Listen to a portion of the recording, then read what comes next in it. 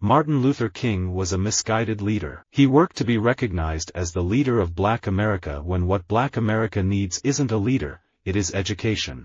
What I've always said is that I'm opposed to institutional racism, and I would've, had I been alive at the time, I think, had the courage to march with Martin Luther King to overturn institutional racism. And I see no place in our society for institutional racism. Martin Luther King Jr. is remembered as our Prince of Peace, of civil rights. We owe him something major that will keep his memory alive. I'm hungry for knowledge. The whole thing is to learn every day, to get brighter and brighter. That's what this world is about. You look at someone like Gandhi, and he glowed. Martin Luther King glowed. Muhammad Ali glows. I think that's from being bright all the time, and trying to be brighter. If I were a Negro, I'd be fighting, as Martin Luther King fought, for human recognition and justice. I'd rather go down with my flag flying. If you're weak or crippled, or you can't speak out or fight back in some way, then people don't hesitate to treat you badly. Martin Luther King said it was time to inject a new dimension of love into the veins of human civilization. I don't think anyone is calling Martin Luther King a new age woo-woo. The relationship between violence and non-violence in this country is interesting. The fact of the matter is, people do respond to riots. The 1968 Housing Act was in large response to riots that broke out after Dr. Martin Luther King was killed. They cited these as an actual inspiration. I wasn't predicted to be anything. I just followed an inner spirit, and it put me in the right place and the right time. I didn't want to be the mayor of Atlanta. I didn't want to run for Congress. I didn't want to work for Martin Luther King Jr. I wanted to work close to him and be a writer and write about the movement. Martin Luther King, Jr. didn't carry just a piece of cloth to symbolize his belief in racial equality, he carried the American flag. I wanted to show that Martin Luther King was simply a human being, not a god, not a saint. We forgot that Martin Luther King, Jr. changed his discourse toward the end of his life because he understood that the real fundamental problem of this country was not just race, it was class. It was the economical situation of not only poor blacks but also the poor white part of the population and everything in between. We've lost leaders from Abraham Lincoln to Martin Luther King, Jr. and countless others who have worked to bend the arc of the universe towards justice and equality. Yet, we remain undaunted, dedicated to striving for a fairer, more equal society. If we celebrate Martin Luther King Jr.'s birthday at a time of presidential inaugurals, this is thanks to Ronald Reagan who created the holiday, and not to the Democratic Congress of the Carter years, which rejected it. We will not allow this day of the Martin Luther King, Jr. Memorial to go without somebody going to jail. The leaders who we admire who have been able to bring great change in the past, Gandhi, Martin Luther King, Nelson Mandela, they're all inspirational religious leaders and smart tacticians. It would be nice to find the Muslim Gandhi, wouldn't it? The civil rights movement, it wasn't just a couple of, superstars like Martin Luther King. It was thousands and thousands, millions, I should say, of people taking risks, becoming leaders in their community. In 1999, I was in St. Louis with Martin Luther King III as we led protests against the state's failure to hire minority contractors for highway construction projects. We went at dawn on a summer day with over 1,000 people and performed acts of civil disobedience. One of my first memories is marching with my mom. I was in kindergarten with the Catholic ladies when Martin Luther King Jr. got shot. We wore the black armbands and marched downtown. Each year on the anniversary of Martin Luther King Jr.'s birth, America has the opportunity to reflect on our nation's progress towards the realization of his dream. We are now operating a school system in America that's more segregated than at any time since the death of Martin Luther King. Martin Luther King, with whom I worked very closely, became very distressed when a number of the ministers working for him wanted him to dismiss me from his staff because of my homosexuality. I remember back in the 1960s, late 50s, reading a comic book called Martin Luther King Jr. and the Montgomery Story. 14 pages. It sold for 10 cents.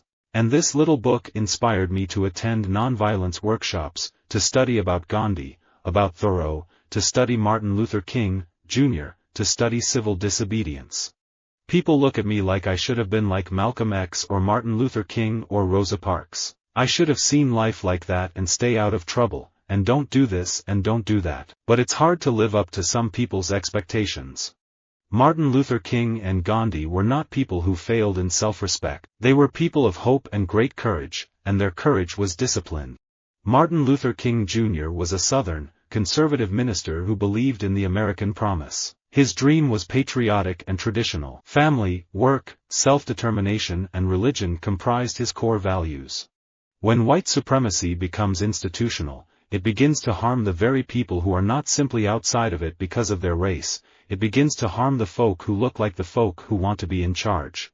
Martin Luther King, Jr. understood this, Malcolm X understood this, James Baldwin really understood this. A lot of people are waiting for Martin Luther King or Mahatma Gandhi to come back, but they are gone. We are it. It is up to us. It is up to you. The people who have impacted the world didn't live long. Martin Luther King, John F. Kennedy. These people who impact the world were not old people, but they lived so effectively that we cannot erase them from history. We got to the moon on Christmas Eve in 1968, at the end of a poor year for this country. We had Vietnam. We had civil unrest. We had the assassinations of Robert Kennedy and Martin Luther King. But we went around the moon and saw the far side for the first time. A script writer couldn't have done a better job of raising people's hope. I have been inspired by Martin Luther King and how he inspired a movement. I have learned that a cause must be organic. If it is to have an impact, it must belong to those who join the movement and not those who lead it. Whether you're president or speaker, if you're wrong, we need to stand up and point it out. That's what Martin Luther King had talked about, being judged by the content of our character and not the color of our skin. So some of us pounded away on some of the ridiculous policies of Pelosi, and lo and behold, over time, the public began to see. We're trained to see the world in terms of charismatic organizations and charismatic people. That's who we look to for leadership and change, for transformation. We're awaiting the next JFK. The next Martin Luther King, the next Gandhi, the next Nelson Mandela. I filed a brief as a friend of the court in the U. of Michigan to keep affirmative action at the U. of Michigan, which I attended the law school, and I was one of the original sponsors of making the Martin Luther King birthday a federal holiday. I was very much a part of the civil rights era, so, of course, my fantasy was to marry some outstanding black gentleman, a leader, someone like Martin Luther King who was doing something for black people. Truth can be a matter of perspective, but I also think there's a truth that exists, that there are laws to the universe the way Gandhi and Dr. Martin Luther King believed. Martin Luther King dedicated his life to love and to justice between fellow human beings. He died in the cause of that effort. Half a century ago, the amazing courage of Rosa Parks, the visionary leadership of Martin Luther King, and the inspirational actions of the civil rights movement led politicians to write equality into the law and make real the promise of America for all her citizens. You're supposed to be able to do anything in this world. That's what Martin Luther King told me. Martin Luther King didn't know he was going to have a day named after him. Muhammad Ali didn't know he was going to be the people's champion. He was doing what he was doing because it was right. I want to be like Gandhi, and Martin Luther King, and John Lennon, but I want to stay alive. Martin Luther King took us to the mountaintop, I want to take us to the bank. The greatest lesson I learned that year in Mrs. Henry's class was the lesson Dr. Martin Luther King, Jr., tried to teach us all: never judge people by the color of their skin. God makes each of us unique in ways that go much deeper. Thank God we have the example of Martin Luther King, Jr. People need role models. They need to see examples of people in people's lives, and that's why it's so important not just to commemorate his life, but to study and try to live by the principles of that life. Jail threats did not dissuade Martin Luther King, and intergenerational justice is a moral issue of comparable magnitude to civil rights. Martin Luther King can have his own self-titled birthday recognized as a national holiday, but not our country's first president. I think if people really read Martin Luther King, Jr., then they would begin to understand what he really represented. Playing Martin Luther King Jr. was an honor for me on so many levels. It was the most I've ever prepared for a role. Does Martin Luther King really want his birthday commercialized? The assassinations of Martin Luther King, Jr., and Robert F. Kennedy led directly to the passage of a historic law, the Gun Control Act of 1968.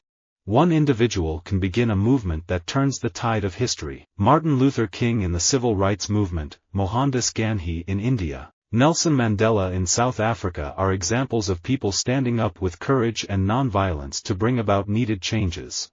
Visit our website for more quotes, quoting.com.